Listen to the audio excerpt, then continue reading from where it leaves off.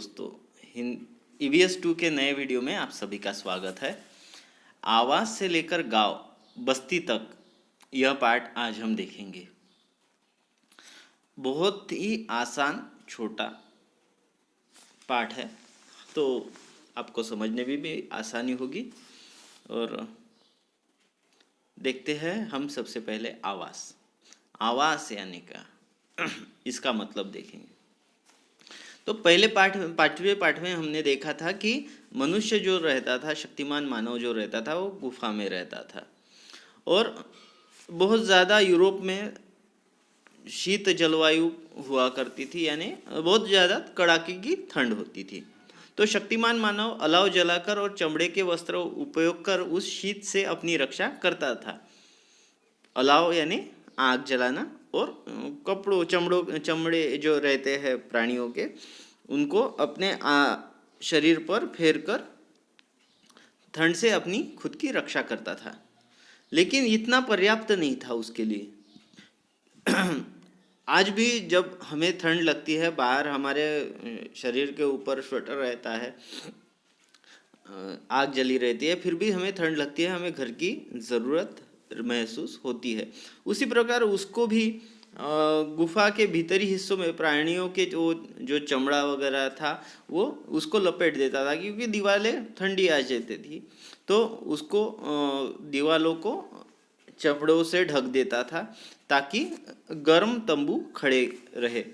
और जहाँ आवश्यकता थी वहाँ खुले जगह पर भी उसने यह काम किया, जैसे झोपड़ियाँ बनाई, आपको चित्र में दिख ही रहा होगा।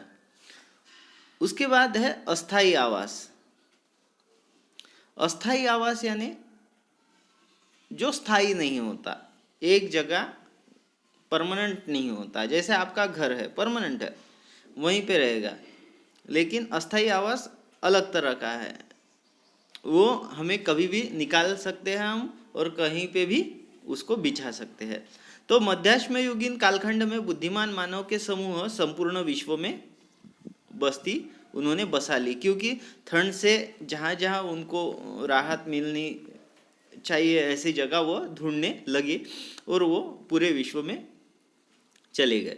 तो मध्याश्म युगीन में जलवायु गर्म होने लगी और संपूर्ण पर्यावरण में परिवर्तन हो रहा था। अतः मध्याश्म युग के बुद्धिमान मानव की भोजन पद्धति में भी बदलाव हो गया। ये भी हमने पिछले पाठ में सीखा है। तो बड़ी मात्रा में हुए शिकार और पर्यावरण में हुए परिवर्तन के कारण मध्याश्म युग में मैमोथ जैसे विशालकाय प्राणी नष्ट होने लगे थे। अतः शिकार करने के साथ साथ बुद्धिमान मानव बड़ी मात्रा में मछली पकड़ने के कार्य करने लगा। अब वह जंगली सुअर, हिरन, पहाड़ी भेड़, बकरी जैसे प्राणियों का बड़ी मात्रा में शिकार करने लगा। तो मैमोथ क्या है, यहाँ पे मैमोथ आपको दिखाया गया है। मैमोथ और हाथी ये जैसे पूर्वज थे, हाथी के पूर्वज थे मैमोथ, जो उनके आकार में बहुत ज़्यादा विशाल थे। तो मैमोथ का जो शिकार हो गया वो नष्ट हो गया, पर्यावरण के कारण, शिकार के कारण, दोनों के कारण। तो उसके बाद बुद्धिमान मानव ने क्या किया कि छोटे प्राणियों के शिकार करना शुरू कर दिया बड़ी मात्रा में। जंगली शुअर है, हिरन है, पहाड़ी भेड़, बकरी, इन प्राणियों का शिकार करना शुरू कर दिया था। आगे देखते हैं। तो बदली हुई भोजन पद्धति के कारण बुद्धिमान मानव के समूह दूर प्रदेशों तक घुमक्कड़ी कर सकते थे। घुमक्कड़ी कर यानी घूम कर आना। तो घुमक्कड़ी कर सकते थे। परिवर्तित होती जलवायु के अनुसार वे विभिन्न स्थानों पर अस्थाई आवास बना रहे थे। अस्थाई यानी मैंने आपको पहले ही बताया है, जो स्थायी नहीं होता, हम कहीं से भी उठाकर कहीं पे भी लेके जा सकते हैं। यहाँ पे अस्थाई आवासों का कल्पना चित्र नीचे दिया गया है। यानी एक घास या लकड़ियों से बना होता है, जिसे हम कभी भी निकाल सकते हैं, तोड़ सकते हैं और नई जगह बना सकते हैं। तो फिर क्या हुआ कि विभिन्न स्थानों पर अस्थायी आवास बनाने लगे और जलवायु के अनुसार अनाज की कटाई करना, फल कंदमूल इकट्ठे करना, ऐसे कार्य करने लगे। मछलियाँ किस मौसम में बड़ी मात्रा में मिलेगी, इसका ज्ञान कर उसका लाभ प्राप्त करने लगे। यानी उनको पता चलता था यानी उन्होंने निरीक्षण से ये पता लगाया कि कब मछलियाँ अंडे देने के लिए आती है, कब उनका जो कहाँ आती है, ये सारी चीज़ें उन्होंने ध्यान में दी और वहाँ पे शिकार करने के लिए वहाँ पे वो जाते थे। तो इन सभी कारणों के कारण एक समय पर वो दीर्घ समय तक रहते थे, क्योंकि उनको पता था 6-7 महीने यहाँ पे ही गुजारने हैं।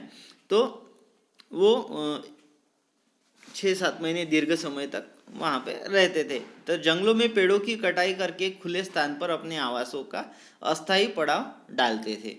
तो वो अस्थायी पड़ाव जंगलों में कटाई करते थे।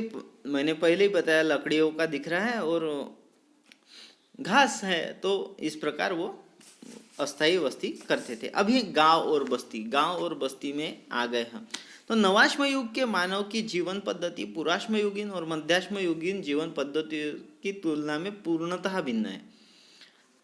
इस कालखंड के मनुष्य अनाज का उत्पादक बन गया, खेती करने लगा। आपको मैंने जब पुस्तक का इंट्रोडक्शन दिया था, सबसे पहला वीडियो दिखाया था, तो मैंने आपको यह चित्र मलपृष्ठ में दिया गया है। तो वहाँ पे आपको बताया था कि खेती करने लगा है इंसान, खेती का प्रारंभ हो गया था। और नवाश्म युगीन संस्कृति की यही विशेषता थी।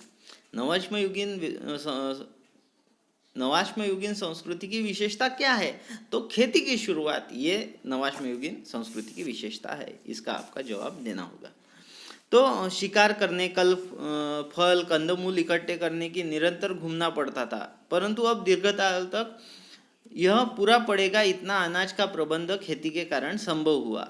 अतः इस कालखंड में निरंतर शिकार करने की आवश्यकता नहीं रही और परिणाम स्वरूप निरंतर घूमने की आवश्यकता नहीं रही। और साथ ही के कुछ कामों के लिए ऐसा ही था कि कालखंड के मानव के लिए एक स्थान पर रहना आवश्यक हो गया था। अभी वो स्थायी रूप से गांव बनाकर, बस्ती बनाकर रह रहा था। तो नवाश्म युगीन गांव और बस्तियों की सामाजिक संरचना और संस्कृति के विभिन्न पहलू का हम अगले पाठ में समझेंगे। तो ये पाठ में आपने इस पाठ का स्वाध्याय छुड़ा लेना है। गूगल मीट को आपको मैं और अधिक विस्तृत तौर पर आपको बताऊंगा। तब तक के लिए मैं स्वप्निल देशमुख आपसे अलविदा कहता हूँ। और YouTube चैनल को लाइक करें, सब्सक्राइब करें। मिलते हैं अगले वीडियो में। धन्यवाद।